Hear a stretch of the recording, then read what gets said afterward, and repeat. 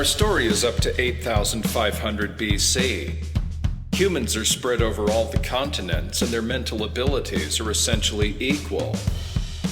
Everyone in the world are hunter-gatherers. They found their food in the environment just like their ancestors and all the other animals in the world always have. Today, most of our food comes from farms. So what happened?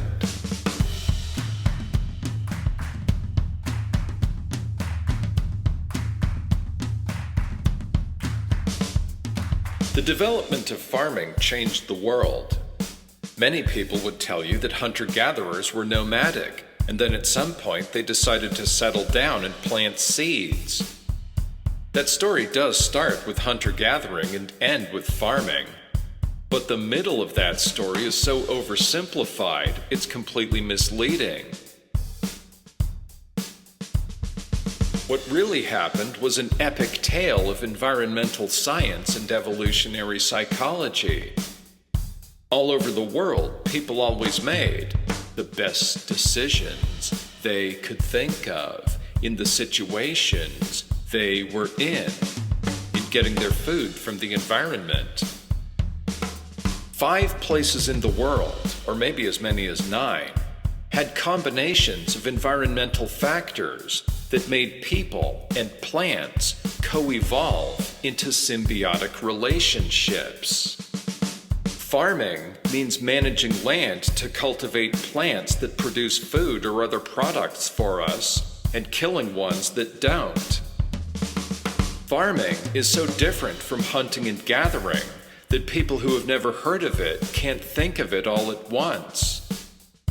Instead, a number of environmental factors have to come together in the right order. People had to make a sequence of developments over time that eventually led to farming.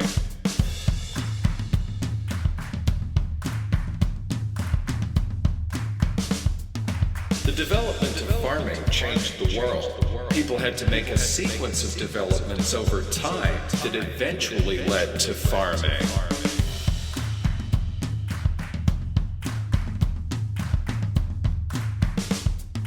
First, farming depends on people living on the same land year-round. Nomadic people who got their food by following game herds and growing seasons weren't prepared to do that. They couldn't stay in one place all year because they'd run out of food. But in a few parts of the world, the food was so plentiful that people did live in the same place year-round. People who lived in the same place year-round could watch how the plants there grew over the course of the growing season. They could also watch how new plants grew from their trash dumps, from the seeds they threw away with their food scraps. Bringing wild food plants into their permanent villages for hundreds or thousands of years affected the evolution of the plants that grew around their villages, because it added a new selection pressure. When people went out to gather plants for food, they brought home the best food they could find. You do the same thing when you go shopping for produce at the grocery store and pick out the best-looking fruits and vegetables you can find.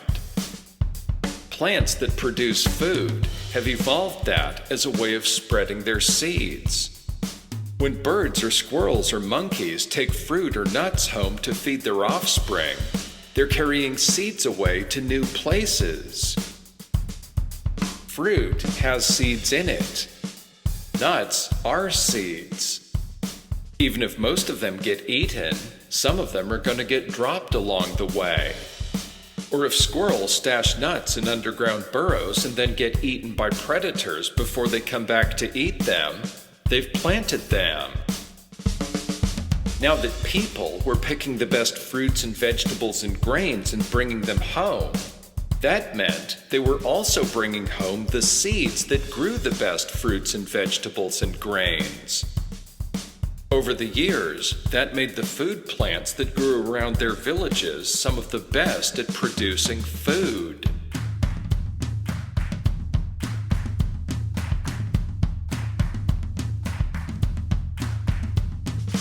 Farming depends on specialized tools to do the different steps of planting, cultivating, and harvesting. Nomadic people can't carry that many tools with them because they have to be able to carry everything they own with them every time they move. Sedentary people don't need to do that. They can make more things and invent more things because they can save all those things wherever they live.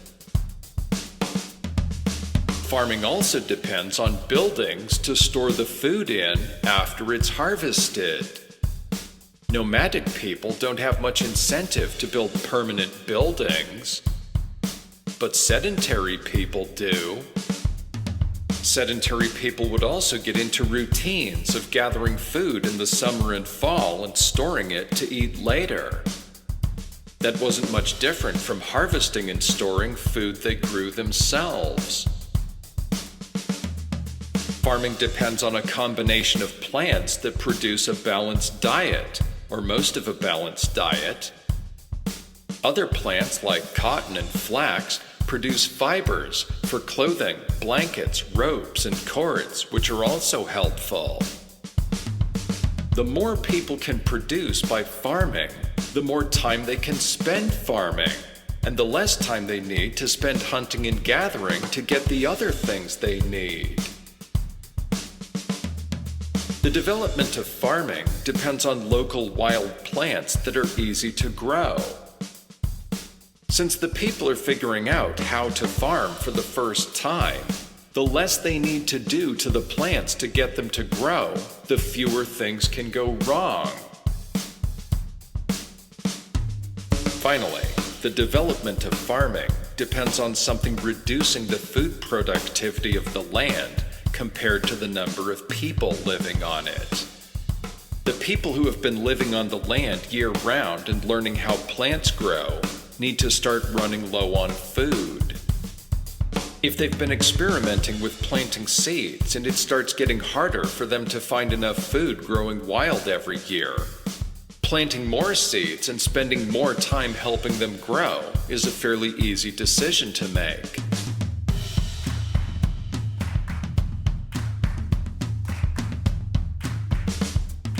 The development of farming changed the world. People had to make a sequence of developments over time that eventually led to farming.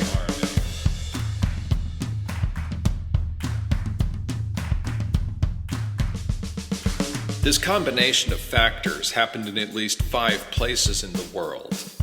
The people there went through all these steps on their own. In most of the rest of the places in the world where people farm now, they made the shift to full-time farming by bringing in seeds that people domesticated somewhere else. There were 4 places in the world that are a mystery, because the people there started farming hundreds or thousands of years after people nearby started farming. It's not clear how they got started. They each have their own story. They could have started growing foreign plants and then domesticated their own, or they could have learned about domesticating plants from a nearby agricultural society, then domesticated their own plants and then added foreign plants, or they could have domesticated their own plants all on their own and then come into contact with nearby agricultural societies soon afterwards. In other places, some of these factors happened and the people there took some steps toward farming. In some places, nomadic people planted seeds and came back later to see if any plants had grown. Some nomadic people cleared land of plants that didn't produce food to make room for plants that did. People in some parts of the Amazon forest planted trees that produced food and cut down trees that didn't produce food. In Australia and North America, people used what's called fire farming. They set fire to grasslands every year to promote the growth of new plants. New plants would grow food with seeds near the ground where they were easy for people to pick. Also, new plants attracted animals for people to hunt. In Australia, people have been doing that so long that plants there have evolved to depend on annual fires for their normal life cycles. In the Pacific Northwest, the people had all of the factors except the last one. The land was so fertile, they lived there hunting and gathering year-round. They built permanent buildings and invented specialized tools. The one thing they never had was a food shortage, so they never went to the trouble of planting their own seeds.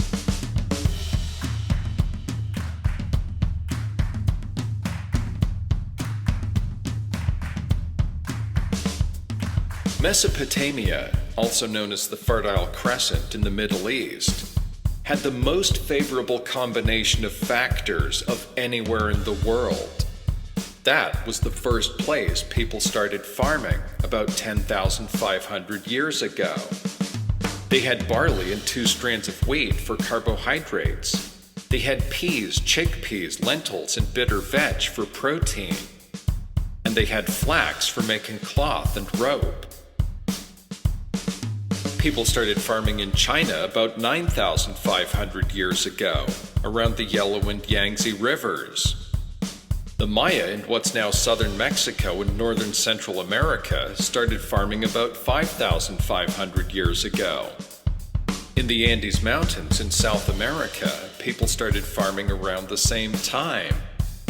That's where the Incan Empire arose. People started farming along the Mississippi River about 4,500 years ago.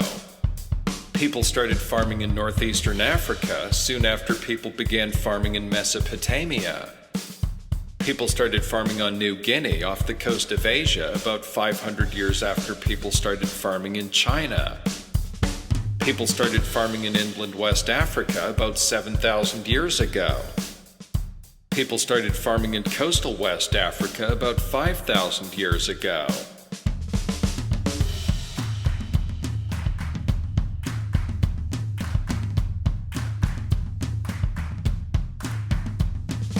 Whether farming originated in 5, 6, 7, 8, or 9 places, it was the same few themes with every story.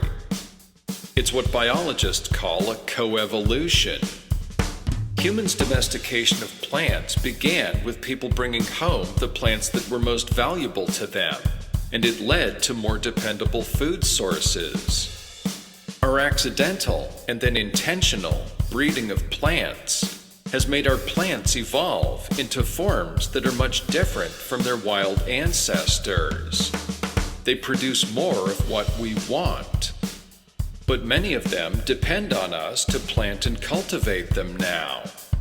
But did we really domesticate plants? Or did plants domesticate us? Plants produce seeds to sprout more plants, and we plant lots of their seeds every year and help them grow. Every year we get lots of food from the plants, and our population keeps growing, and we keep planting more seeds. There are so many people in the world now, we can't feed ourselves without planting seeds. Every species of plant has a way of spreading its seeds. For wheat, rice, corn, potatoes, and everything else you can buy at the grocery store, that way is now us.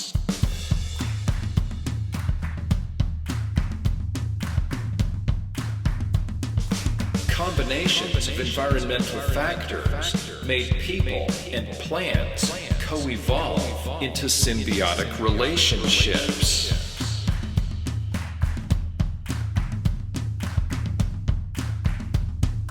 This part of the story was discovered by a biologist named Jared Diamond. His very long and thorough book about it is called Guns, Germs, and Steel. He worked with National Geographic to produce a 3-part documentary series about it. You can watch it on YouTube.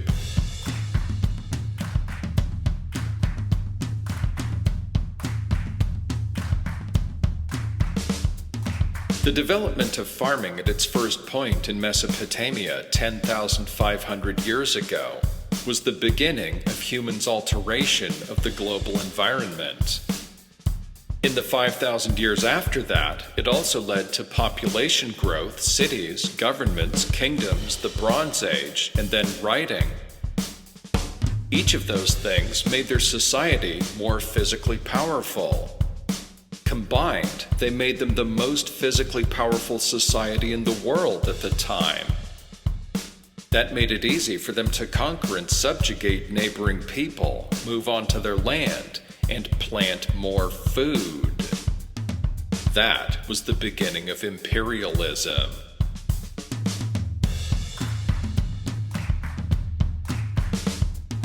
The development of farming changed the world. People had to make a sequence of developments over time that eventually led to farming. Combinations of environmental factors made people and plants co-evolve into symbiotic relationships. This is Ezra Neeson. You've been listening to Our Lives Matter, a blueprint for an education system for the 21st century, Track 21. Visit my website at STEAMAPE.org. Science, technology, engineering, art, mathematics, activism, philosophy, and education to hear new tracks every week. Thanks for listening. Every species of plant has a way of spreading its seeds. For wheat, rice, corn, potatoes, and everything else you can buy at the grocery store. That way is now us.